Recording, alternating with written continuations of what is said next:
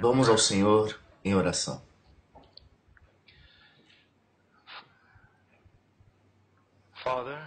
Pai, eu venho diante de Ti no nome do Teu Filho, Jesus. Eu louvo pela Sua presença,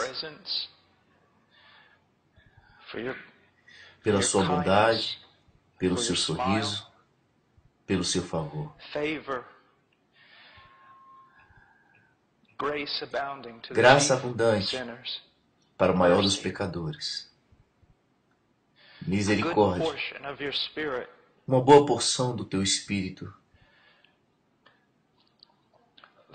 Pai, Tu me conheces.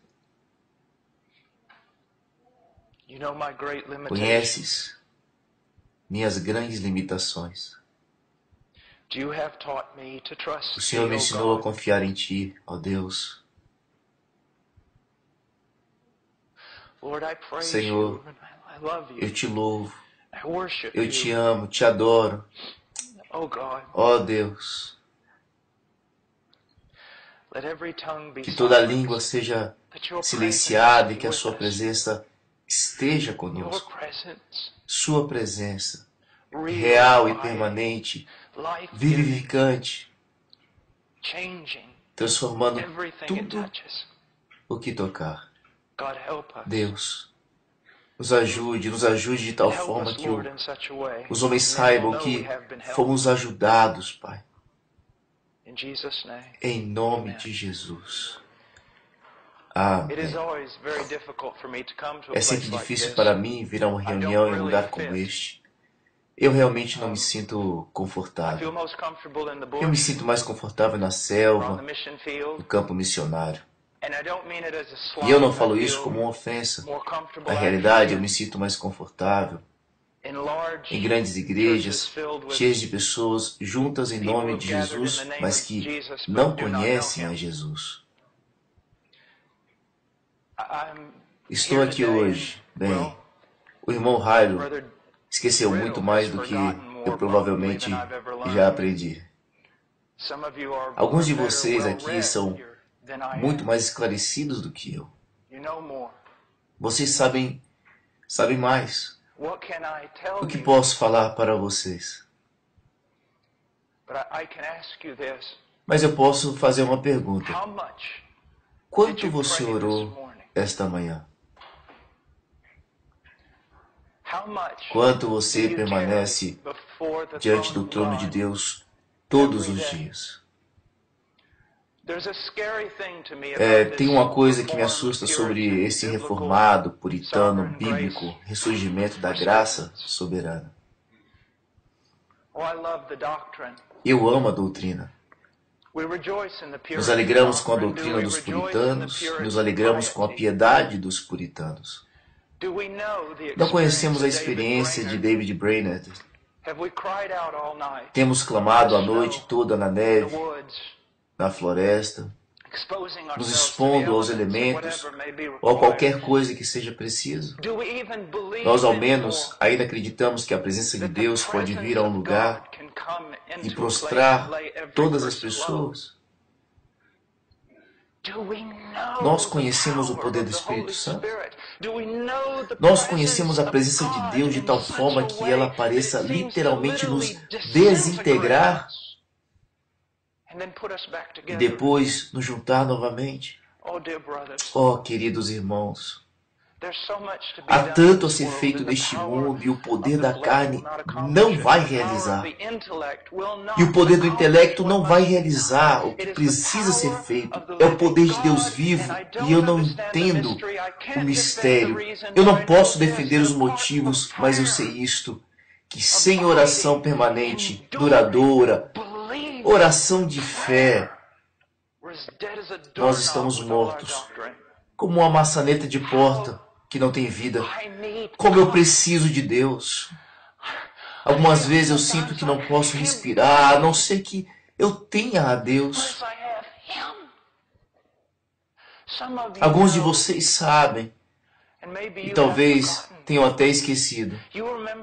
Você lembra daqueles tempos em que você permanecia na presença de Deus e você sabia que Deus estava lá, não apenas porque a doutrina diz para você que Ele é onipresente, mas porque a presença dEle se manifestava lá no teu quarto com você. Uma vez que a presença dEle tocou a tua vida, você não pode viver sem isso. Eu não estou falando sobre algum tipo de experiência carismática.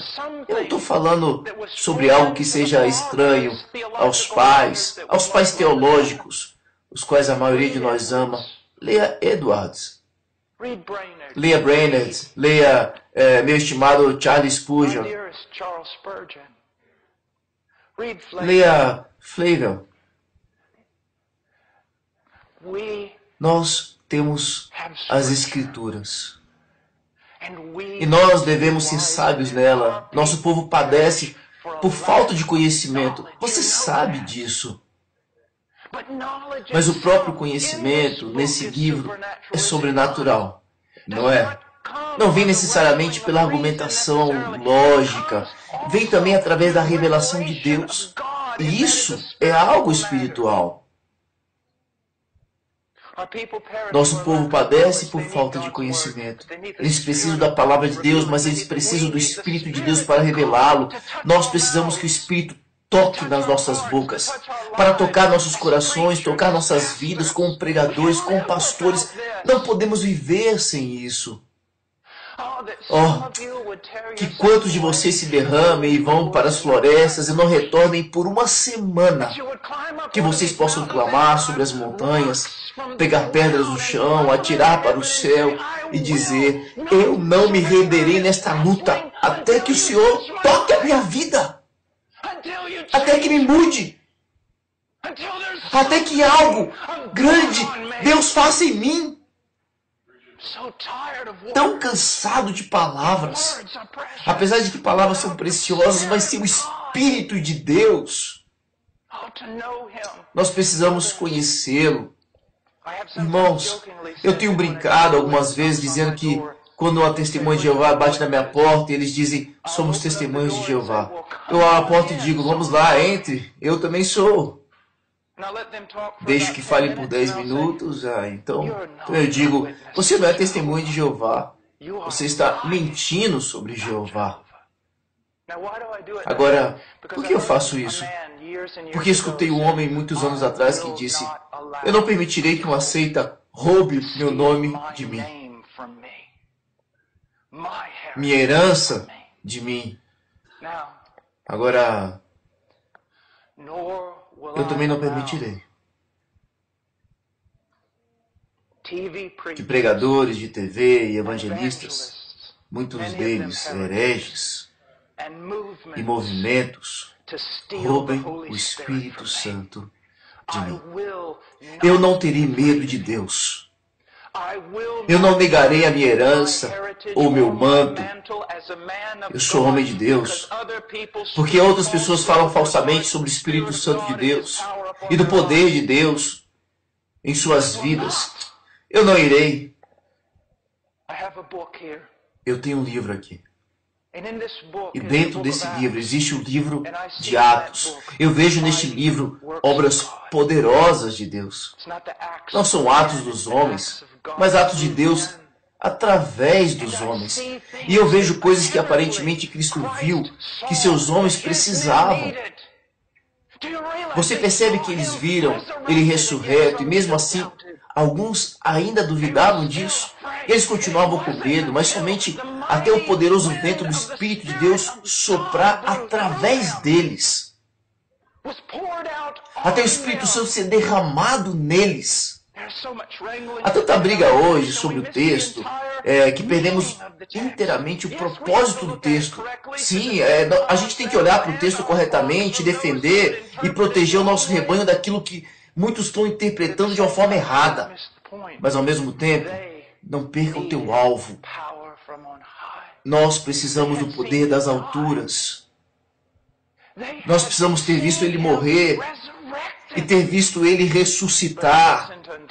Mas somente quando o Espírito de Deus foi derramado, foi jubiloso. Na forma do Novo Testamento, uma nova aliança, eles foram capazes de levantar e suportar, testemunhar esta palavra de Cristo, os apóstolos.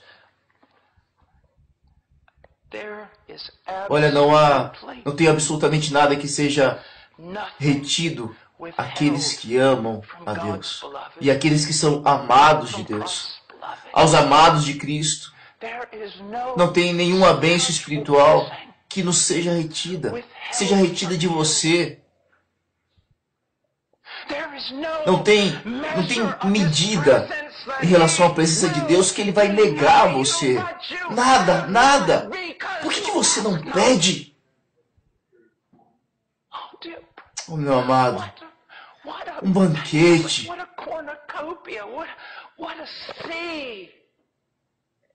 Um mar de gozo na presença de Deus. O poder para ministrar como se fôssemos carregados por uma outra pessoa. Eu te peço, seja muito, muito cuidadoso. Eu acredito que estou dizendo algo que você precisa. Talvez alguns de vocês vão sair daqui dizendo, nos primeiros 15 minutos ele nem mesmo abriu a Bíblia. Você não consegue ouvir que Deus está falando? Coisas bíblicas estão sendo ditas a você nesse momento. Eu não sou um grande teólogo sistemático. Olha, eu conheço as minhas limitações. Eu não sou intelectual, eu não participo de seminários. Eu aprecio os homens que fazem isso, aprecio muito. Se não fosse por eles, eu não sei qual que seria a direção da minha vida. Eu preciso tanto de homens assim, eu não sou um deles. Mas uma coisa eu posso lhe dizer, é que em toda a minha vida eu tenho necessitado. Eu tenho sido fraco. Tenho sido lento, tenho tido medo, mas isso me fez correr para Deus.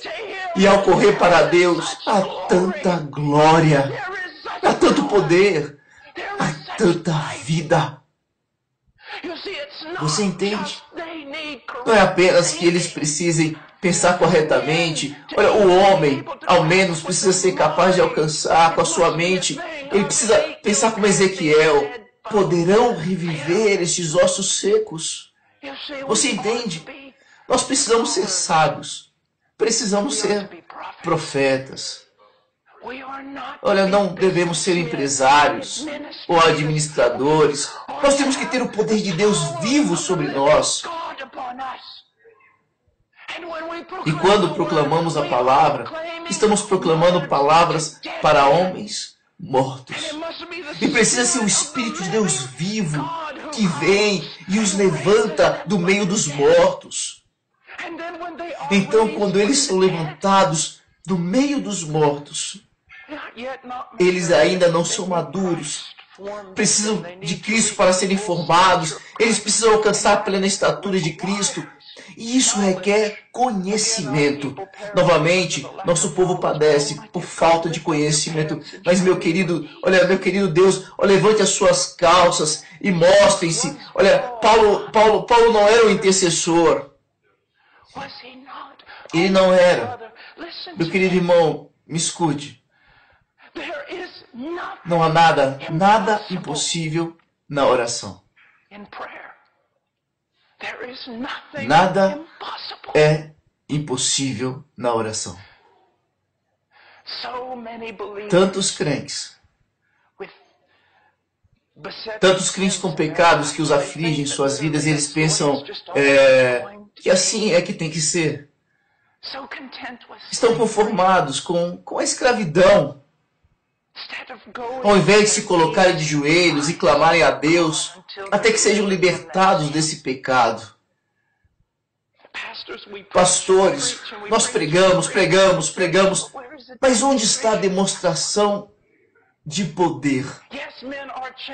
Sim, homens são transformados através da pregação, mas você alguma vez viu homens transformados através da sua vida de oração? Você alguma vez já silenciosamente escolheu alguns homens nos quais você iria focar sua vida de oração? Dobrou os joelhos e lutou, batalhou, até que Cristo fosse formado neles. e você viu uma maturidade, um brilho na vida totalmente inexplicáveis, a não ser pelo poder do Deus vivo.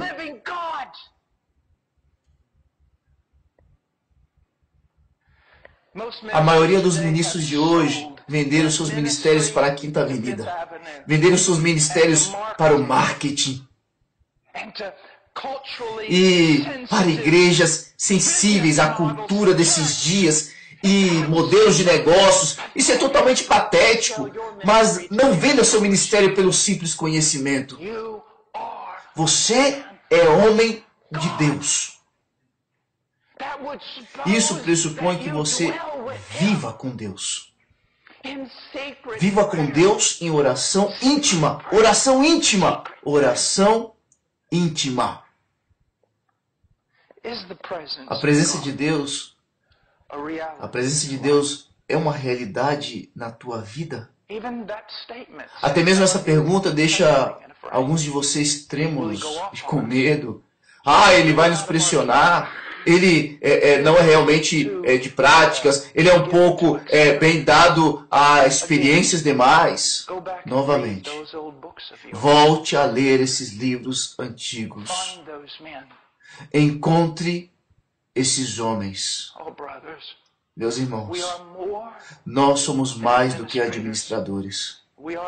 Nós somos mais que meros estudiosos. Nós somos homens que habitam na presença do Altíssimo. Toda luta na sua vida, todo quebrantamento no seu corpo tem um propósito. O propósito é colocar você de joelhos. Todo conflito, toda batalha. Hoje não há uma batalha sendo travada nesse púlpito. Ela foi travada nesta manhã, às 5 horas da manhã. Não é travada aqui. É travada em oração. É vencida em oração. Isso é feito em oração. Isso é feito em oração. Quero que você veja por um momento. Vamos comigo até o Evangelho de Lucas, capítulo 18.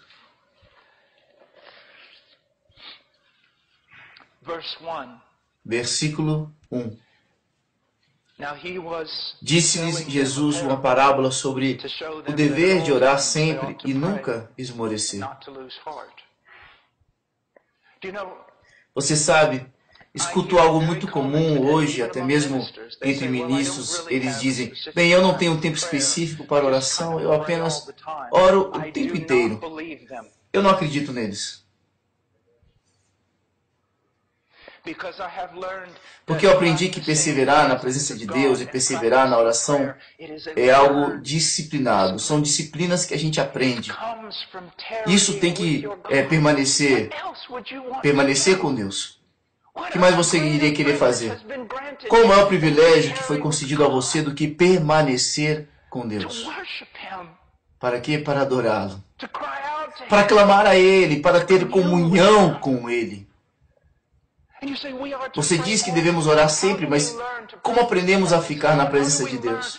Como aprendemos a orar o tempo todo? Eu quero afirmar a você.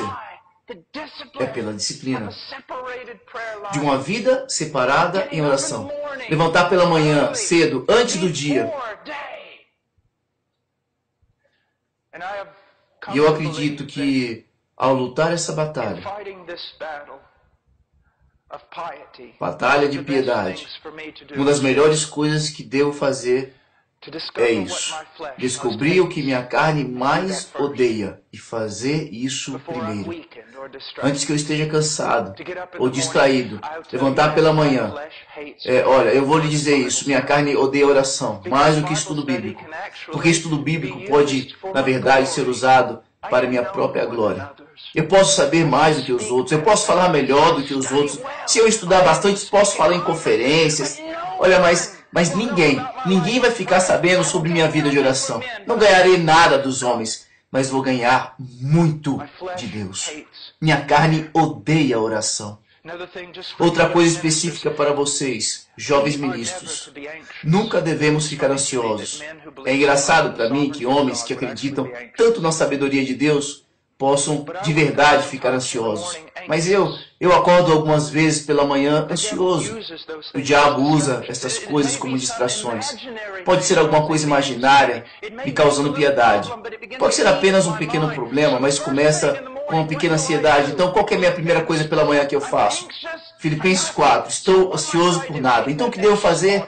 Pego esses pensamentos de ansiedade, o que for, corro para Deus, me abro, limpo a minha mente de toda ansiedade, abro e permaneço diante de Deus soberano em plena confiança a Ele. Então eu oro. Oro pelo quê? Oro por tudo. Por tudo. Oro por tudo. Irmãos, olha, e aí existe uma sensação de ser transportado na pregação, na qual você quase, parece que você nem sabe para qual direção você está sendo levado. Agora, novamente, não digo que não devemos ser expositores, nós precisamos ser melhores expositores. Eu preciso ser um expositor muito melhor. Mas você pode todo o ter cortado e todo ir com o pingo, mas não tem poder maior do que o poder do Espírito. Você tem visto homens sem experiências falar eloquentemente, e ainda assim a sua alma está com dores. Nada foi tratado em relação à sua consciência. Ele ensinou uma parábola especificamente para os homens soubessem que deveriam orar sempre. Uma parábola é construída ao redor disto com um propósito, que você ore sempre. E o Senhor não está aqui pregando algo que ele não praticava. O Deus encarnado foi um homem de oração. Não é surpreendente que ninguém nunca se aproximou de Jesus e disse: Jesus, ensina-nos a pregar. Eles não disseram: Jesus, ensina-nos a caminhar sobre a água. Mas eles disseram: Senhor, ensina-nos a orar. Muitas pessoas dizem: se eu pudesse fazer qualquer coisa, eu gostaria de ver Paulo pregando em Mas Hill. Se eu pudesse fazer qualquer coisa, eu gostaria de ver meu Senhor intercedendo. Eu gostaria de ver meu Senhor intercedendo. João Calvino disse que o coração do homem é uma fábrica de ídolos. Nós podemos tornar o estudo em um ídolo. Nós podemos tornar a pregação expositiva em um ídolo. Embora essas coisas sejam coisas para serem estimadas, comparadas com Deus, é lixo. A presença de Cristo, o poder de Cristo. Ele diz no verso 2, havia em certa cidade um juiz que não temia Deus, nem respeitava homem algum. Agora, o que vemos aqui? Ele está colocando diante de nós uma pessoa que é o antitipo de Deus. Quero dizer, comparado a Deus, ele está completamente na extremidade oposta. Ele não teme a Deus. Ele não respeita o homem, não há virtude nele, não pode apenas imaginar o homem, ele assim, ganancioso, miserável, com um espírito mesquinho e com um coração pequeno, consumido em si mesmo e em autopromoção. E havia uma viúva naquela cidade. Agora, por favor, entenda, as viúvas naquela época, como ainda em alguns lugares no terceiro mundo, é a mais destituída, desamparada pessoa na face da terra. Não tem ninguém tão destituída quanto ela, exceto talvez o seu próprio filho. Sem ajuda, sem poder econômico, sem poder social, sem poder político, sem poder nenhum. Se ela morrer na rua, a única palavra do público vai ser: o que faremos para tirar esse corpo do meio da rua? Como vamos remover isso daqui para algum lugar onde a gente não tem que se preocupar mais? Ela não tinha nada. Então ele diz aqui, havia também naquela mesma cidade uma viúva que vinha ter com ele, dizendo: julga minha causa contra o meu adversário. Ele por algum tempo não a quis atender. Mas depois disse consigo: bem, eu não temo a Deus, nem respeito a homem algum, todavia, como esta viúva me importuna, julgarei a sua causa, para não suceder que por fim venha a molestar-me. Literalmente, ela vai no bater abaixo do olho. É um tipo de palavra usada quando dois pugilistas lutam e um bate debaixo do olho do outro e um deles fica apenas cambaleando. Essa mulher é tenaz. Absolutamente tenaz. É a única razão pela qual esse miserável e horrível homem cede a ela. É porque ela continuava vindo, ela continuava vindo, ela continuava vindo. Ele não aguentava mais, ela luta com ele.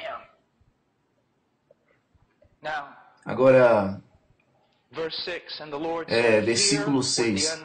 Então disse o Senhor, considerai no que diz o juiz.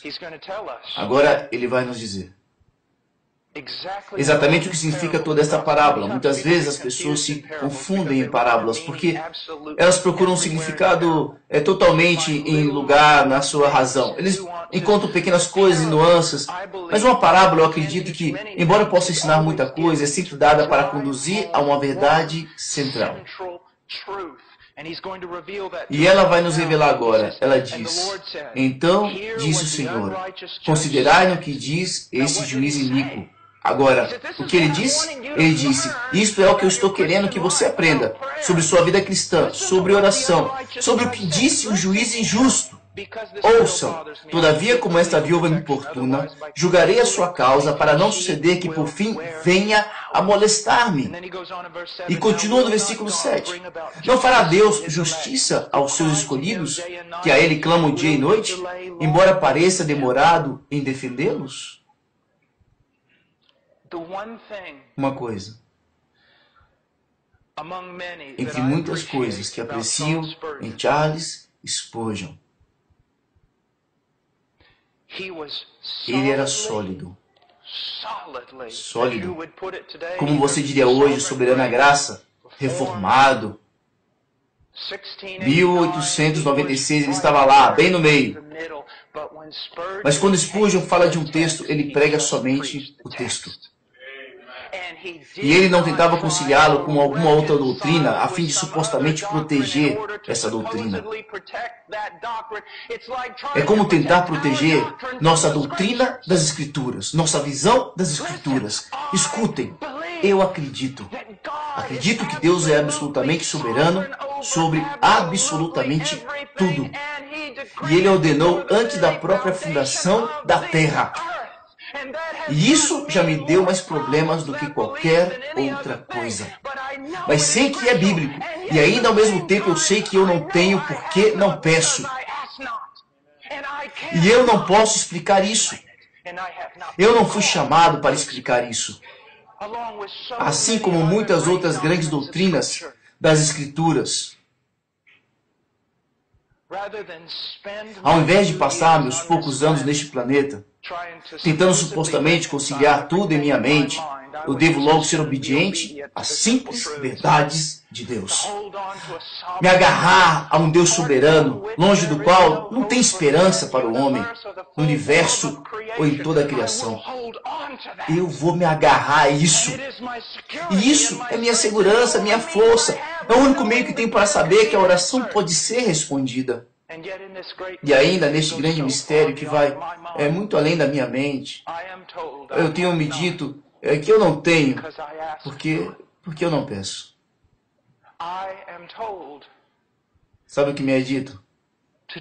Me é dito para fazer diante do meu Deus o que essa viúva fez diante deste homem terrível e injusto. Jacó. Jacó lutou com Deus. Não te deixarei ir, se não me abençoares. De alguma forma, Deus, Ele tem prazer dessa forma de fé. De alguma forma, Deus, Ele tem prazer em lutar com o seu povo. Em realmente um homem ou uma mulher, uma criança que verdadeiramente acredite nestas coisas. Suficientemente para pedir, pedir, pedir, pedir e pedir. Ele diz aqui no versículo 8, Digo-vos que depressa lhes fará justiça. Contudo, quando vier o Filho do Homem, achará porventura fé na terra? Agora, digo-vos que depressa lhes fará justiça. E ainda assim, quando vamos ao livro de Salmos, onde, se você quer aprender como orar, comece com o Senhor Jesus Cristo. Então vá para os Salmos e depois para o apóstolo Paulo. Você vai aprender como orar. Mas quando vamos ao livro de Salmos, descobrimos algo que parece contradizer isso.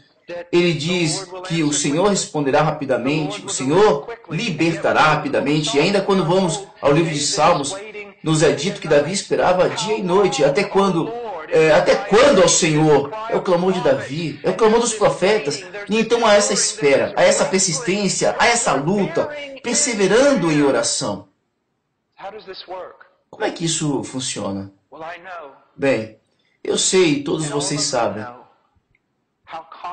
quão comumente isso ocorre nas Escrituras e quão comumente isso ocorre em sua própria vida. Que você clama a Deus, você clama a Ele e há demora.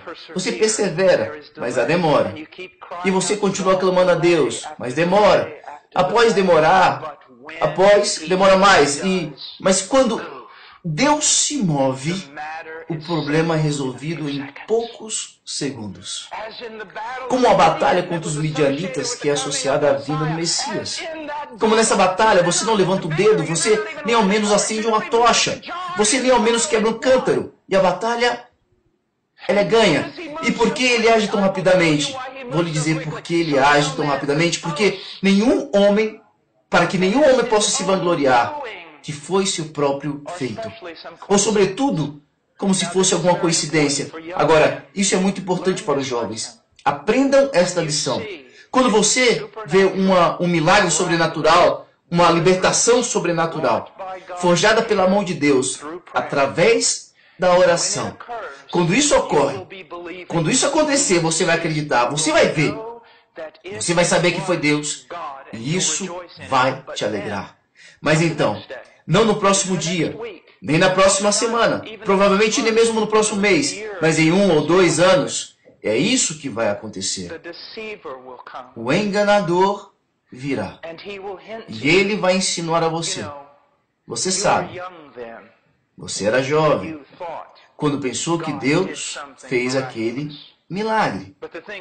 Mas isso pode ser explicado totalmente por meios naturais. Você alguma vez viu isso acontecer? Vocês verão Deus fazer um grande milagre. Então, ele sempre espera, porque é o tempo de espera. Alguns anos depois ele começa a convencer você que foi apenas um cuidado da tua juventude, o fanatismo. Tudo explicado naturalmente. É por isso que quando Deus fazia grandes atos de libertação em Israel, ele dizia, pegue um monte de pedras, anote a história. Nunca, nunca, nunca se esqueça. O ladrão veio para roubar, até mesmo o testemunho de Deus em nós. Vocês sabem, alguns de vocês estão no ministério mais tempo, talvez, do que eu tenho vivido. Vocês conhecem os grandes feitos de Deus. E alguns de vocês os têm esquecido.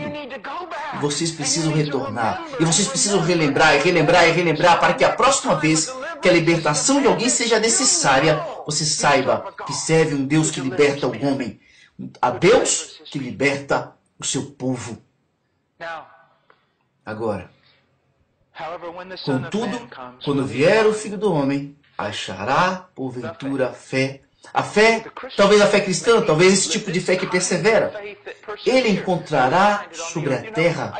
Sabe, eu não quero ser tão dramático quanto a isso, ou ler alguma coisa no texto, mas é quase como se fosse um momento, a disposição ou a atitude do nosso Senhor mudasse.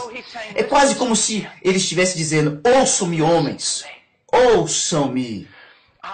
Eu trouxe vocês a comunhão como nosso Deus, que responde à oração. Peçam qualquer coisa em meu nome. Ele vai fazer. Alegrai-vos no que Deus irá fazer através da oração.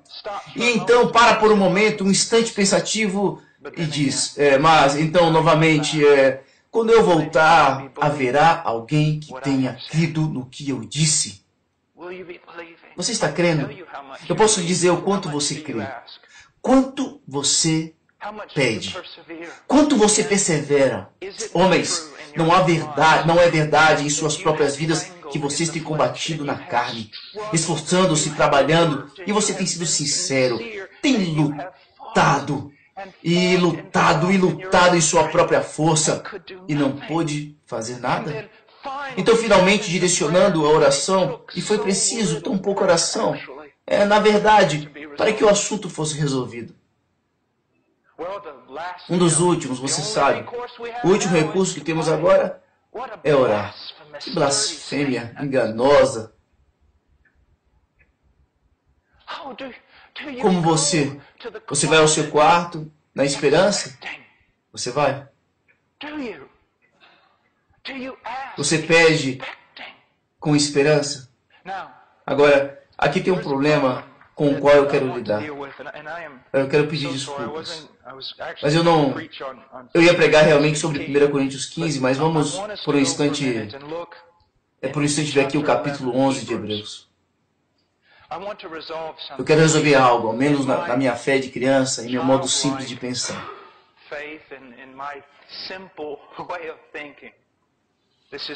Isso foi resolvido na minha mente. No versículo de número 1. Ora, a fé é a certeza de coisas que se esperam, a convicção de fatos que não se veem. Esse texto é digno de um livro. Vários livros podem ser escritos sobre isso, e foram. E é tão sábio, pois somos levados a uma questão. Como eu posso ter certeza? Certeza do que espero. Como eu posso ter convicção do que não vejo? Porque todos vocês estão certamente conscientes de que a grande maioria daqueles que hoje professam a Cristo abusam de Cristo. Eles estão exigindo, abusando, garantindo coisas que eles não têm direito à garantia. Nós sabemos disso. Mas às vezes, eu digo isso, eu acho que os carismáticos acreditam em coisas que Deus nunca prometeu. Os caras reformados nem sequer acreditam que Ele prometeu. Novamente, irmãos, eu poderia vir aqui. Não seria nada bom para vocês eu fazer algum estudo teológico, vocês sabem, muito mais do que eu. Então, suporte isso por um pouco. Isso é talvez o que você precisa ouvir. Você sabe, eu descobri há alguns anos, eu ouvi às vezes homens como John Piper. E eu li a Ian Murray, que é meu favorito dos rapazes modernos. E eu amo John Flavel. Seu primeiro volume, Explosion, é o meu favorito de todos os tempos. Mas sabe, depois de um período você começa a descobrir algo. Eu realmente não estou descobrindo nada verdadeiramente novo. Embora esses homens digam isso de tal modo. Mas você sabe, eu estava em uma conferência há alguns anos e antes de eu falar, eles pediram para 6 novos convertidos subirem e compartilharem seus testemunhos. Eles haviam sido salvos entre 6 meses e 1 ano. E quando eles se levantaram, e eu não aprendi nada de novo, mas me lembrei de tantas coisas que eu havia esquecido. O zelo deles, a fé como de criança, a paixão deles. Sim, algumas vezes eles veem Deus como quem vê animais nas nuvens. Os animais não estão lá. Sim, algumas vezes eles fazem todo tipo de bobagens, mas aqueles tempos não foram maravilhosos. Você estava crendo em Deus. Era novo, era fresco. Não estava contido apenas em algumas teses. Era uma relação vital. Talvez seja por isso que Deus me enviou hoje aqui. Para que alguém mais parecido como um novo convertido, falasse com você. Com você que sabe tão mais do que eu. Para retornar. Para retornar. Eu não estou com medo de cometer erros em minha vida de oração.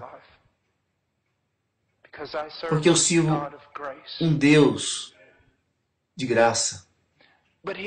Mas aqui está algo surpreendente sobre essa passagem. Diz: ora, a fé é a certeza de coisas que se esperam, a convicção de fatos que não se veem. Como podemos fazer isso? Como podemos ter certeza, convicção de fatos que não se veem? Só tem um jeito: a palavra de Deus. A palavra do Deus vivo. A Bíblia.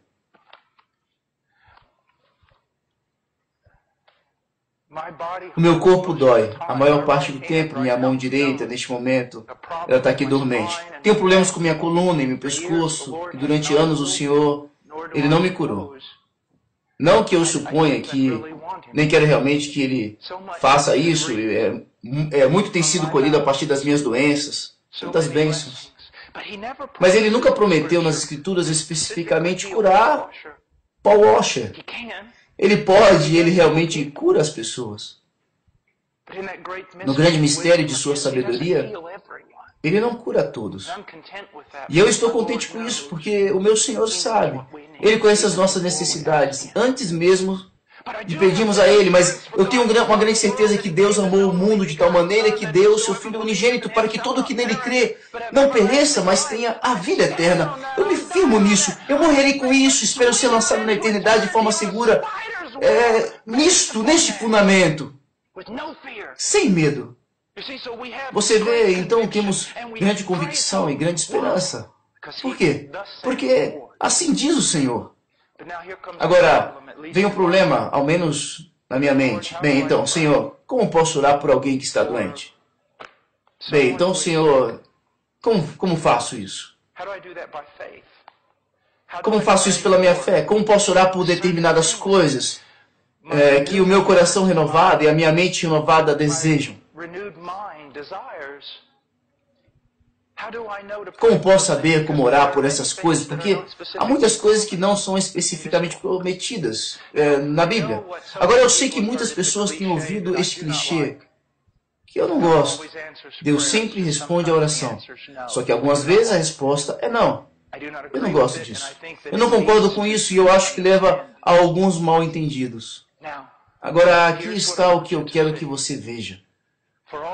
Para todas aquelas coisas que são grandes promessas das Escrituras, irmãos e irmãs, ore por elas.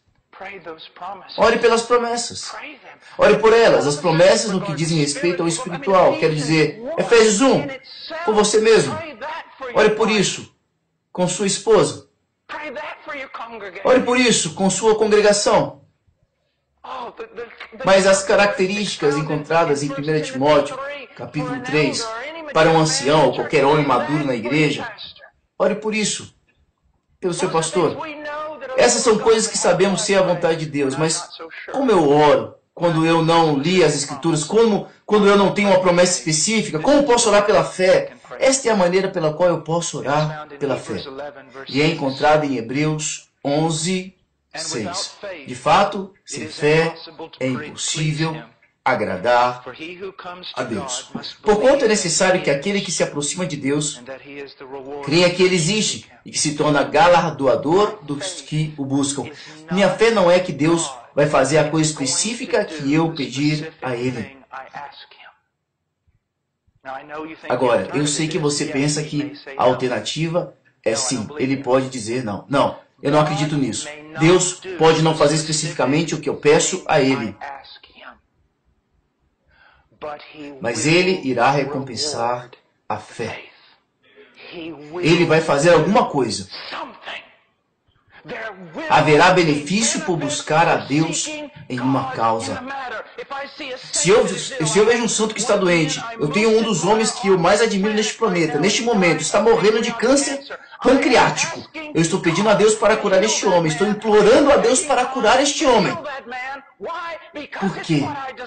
Porque é o que eu desejo. É o desejo do meu coração. Sim, eu estou descansando em sua soberania. Não, eu não vou querer que Deus faça aquilo que eu quero. Eu estou pedindo a Deus para curá-lo. E se Deus não o curar, Deus ainda honrará a minha oração. Ele a recompensará. Ele dará a esse homem, por causa das minhas orações, algo mais importante, algo que verdadeiramente ele precise. Deus sempre recompensa a oração da fé. Olha, entenda bem, eu posso ir a Deus sem realmente entender. E esta é a sua específica vontade? Este meu pedido é a vontade dele, como se eu estou fazendo, Senhor, eu estou seguindo todos os princípios teológicos. Não, eu não preciso. Eu vou com os desejos do meu coração. Peço a Deus por aquilo que eu vejo nas Escrituras, pelo que está no meu coração. Eu sei que mesmo que eu seja teimoso, mesmo que a coisa que eu desejo não seja a coisa a ser dada, eu sei que Deus vai recompensar. Vai acontecer decisões. Decisões serão tomadas. Coisas serão feitas. Vai ter um benefício, porque eu busquei a face de Deus. Então agora eu vejo isso. Deus responde a oração. Sempre. Sim, Ele pode não fazer em sua sabedoria o que eu estou pedindo. Mas se eu confio nele, se eu confio em Deus, eu sei que Deus é galardoador daqueles que o buscam. Deus, eu venho a Ti. Estamos começando uma igreja em Redford. Deus, eu venho a Ti. Eu oro para que levantes anciãos. Eu oro por isso. Eu não sei realmente o que devo fazer primeiro. Eu não sei como lidar com essa situação. Senhor, sei apenas que eu planto nas Tuas portas. Eu levo meus olhos a Ti. E eu permanecerei aqui. Mesmo que eu não saiba especificamente o que Te pedir, permanecerei aqui como um sinal de que eu estou totalmente dependente de Ti e eu acredito que, embora eu não saiba o que pedir, o Senhor é galardoador daqueles que Te buscam. Meus irmãos, há tanto conforto e poder. Agora você entende como se agarrar e lutar com Deus e ainda ter plena confiança na sua soberania. Meus irmãos, existem John Pipers e existem John MacArthurs.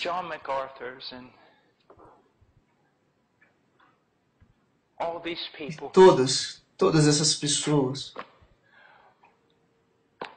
Eu sou um cara que é conhecido por um sermão.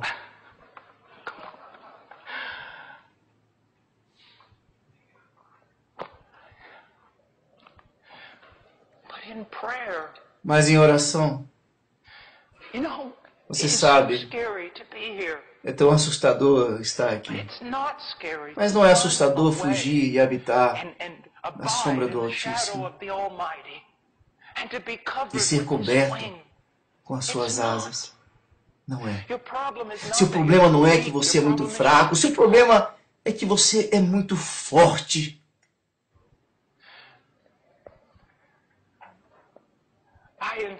Eu encorajo todos os jovens, eu digo, veja, estude grego, estude hebraico, estude sistematicamente, estude a história da igreja, leia os livros antigos, os livros antigos, os livros antigos. Mas devo dizer-lhes que tudo isso não servirá. É fundamental, mas você precisa de vida.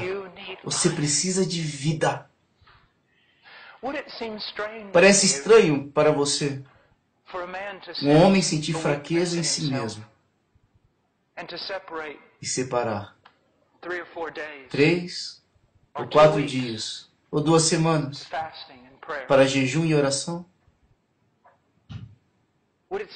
Parece estranho para você um problema se levantar na tua igreja, lá na igreja, e você preferir enfrentá-lo de uma vez em nossa própria sabedoria? Nós devemos separar tempo para orar, para lutar com Deus sobre o problema. Ou mesmo se você fez uma pergunta para receber uma resposta, na qual você diria, posso ter tempo para orar? Meus irmãos, sua herança não são terras, não são carros, não são casas bonitas. É habitar nos átrios de Deus. Acima de tudo, vocês são homens que habitam os átrios de Deus. Doce hora de oração. Doce hora de oração que me chama de um mundo de preocupações.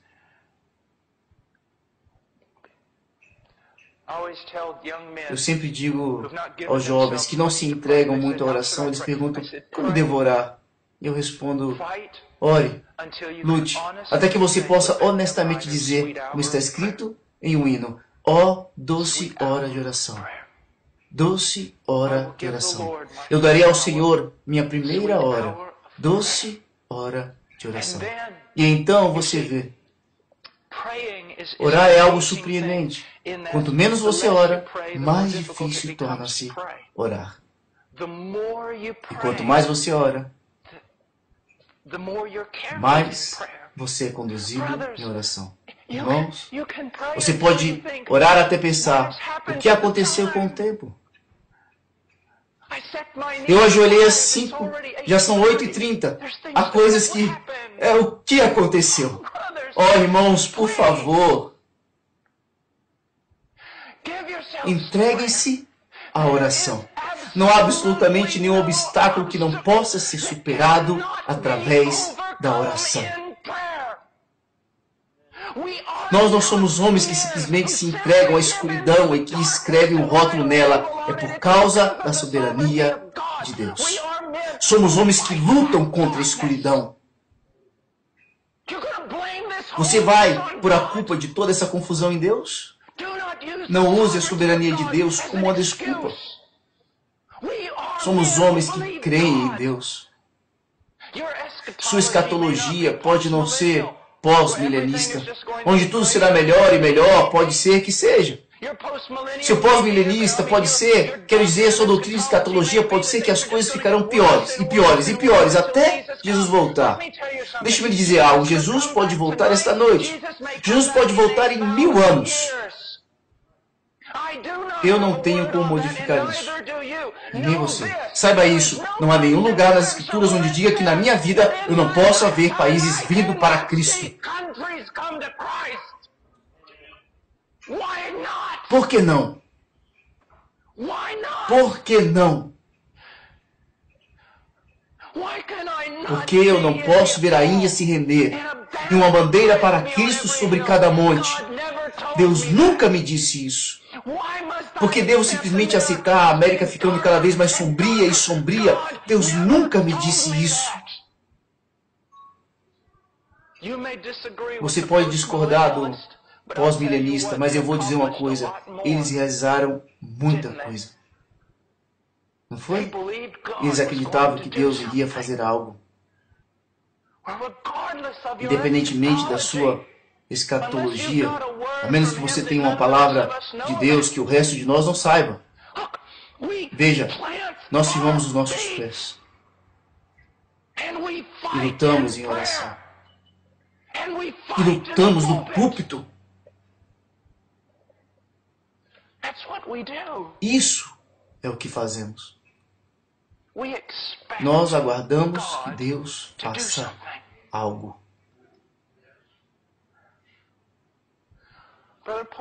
Irmão Paul, por que você está triste? Meu tradutor me perguntou isso na Holanda. Por que você está triste esta noite? Porque ninguém foi convertido esta noite. Precisamos crer. Senhores, as promessas, não apenas os preceitos. As promessas. As promessas. Elas estão aqui, luz que brilha nas trevas, e as trevas não podem vencê-las. O poder do Evangelho. Eu acredito que uma das maiores demonstrações, se não a maior demonstração de todos os tempos, não é a criação do mundo, mas a criação de um novo homem. O trabalho de regeneração que foi perdido em nosso tempo é a demonstração mais poderosa do poder de Deus. Ele fez este mundo, o que é uma coisa incrível, mas ele cria um novo homem a partir de uma massa humana depravada. Isso é poder. Por que eu não acreditaria que Deus quer demonstrar tal poder? A conversão dos homens. Vamos lutar para a conversão dos homens. Vamos lutar para o estabelecimento de igrejas bíblicas. Vamos lutar sobre nossos joelhos e vamos crer em Deus. Vamos crer nele. Há tanto para crer. Uma última coisa. Eu sei que tomei muito tempo, mas tenha cuidado para não orar somente com suas botas. Aprendi isso há alguns anos. Uma declaração feita por Alexander McLaren. Na verdade, ele falou sobre, em seu estudo, ele usava as suas botas. E isso me levou a pensar, ele estava falando sobre o quê? Que a preparação para pregar é um trabalho duro. Mas então comecei a pensar, eu preciso sempre ir à Bíblia com minhas botas? Devo ir sempre a Deus com as minhas botas? O ponto que estou tentando atingir aqui é que se a Bíblia se torna apenas um trabalho exegético para você, e o único momento que você se aproxima dela é com as suas botas, você está em perigo de perder um relacionamento. Então eu venho a palavra com minhas botas. Mas quando eu tenho lutado com o texto, tiro minhas botas e ando com ele, para deleitar-me nele, apenas para aproveitá-lo, para desfrutar a Bíblia. Não é realmente um livro para você decifrar, é algo para se regozijar, para ter prazer na palavra de Deus. Assim também é na oração. Sim, deixe-me dizer algo. A oração intercessória é trabalho duro. Não deixe que ninguém engane você. A maioria das pessoas não ora porque pensa que é fácil para alguns orarem. Não, a intercessão é difícil. Isso é orar com suas botas. E você precisa fazer isso. Mas se tudo o que você faz é orar com suas botas, você está em perigo de perder uma relação, de caminhar com Deus. E apenas andar com Deus, de deleitar-se com Ele, de pensar sobre Ele, de conversar com Ele. Oh, meu querido amigo, de louvá-lo pela grama, pelas árvores. Quero dizer, este planeta deveria parecer com o palco do Esperando Deus. Deveria ser tudo cinzento e feio. Mas não, o fato de existir é surpreendente. Para nos alegrar em nossos filhos e correr ao lado deles, nos regozijando em Deus. Só não faça tudo em oração intercessória. Comunhão. Oh, como é tão bom levantar de manhã, às vezes, e apenas dizer, Senhor, hoje podemos colocar de lado o trabalho de intercessão. Eu apenas quero andar contigo até o riacho, apenas falar contigo. Te amo tanto. Tem sido tão bom para mim, Deus. Olhar o pôr do sol e falar, ó Deus, como fizeste isso? Que pincel usaste? Essa é a coisa mais linda que eu já vi. Irmãos, apenas leve a sério o que foi dito. Ore sobre isso. Talvez, se o Senhor, o Senhor talvez tenha falado com você hoje alguma coisa. Vamos orar. Pai, eu te agradeço, te louvo, te adoro. Eu tenho prosseguido, Deus, ó Deus, mas é com o seu agir, com a sua ajuda. Fortalece esses homens, abençoa-os, Senhor, pega-os pelas suas mãos e conduza-os a níveis mais profundos de oração. Guia-me, ó Deus, eu sou tão novato. Guia-me, guia-nos. Que não joguemos ao chão o nosso manto por uma calculadora, ou uma metodologia, uma visão, ou até mesmo um púlpito. Que sejamos, em primeiro lugar, homens que pertencem a Ti, homens que habitam em Tua presença. Em nome de Jesus. Amém.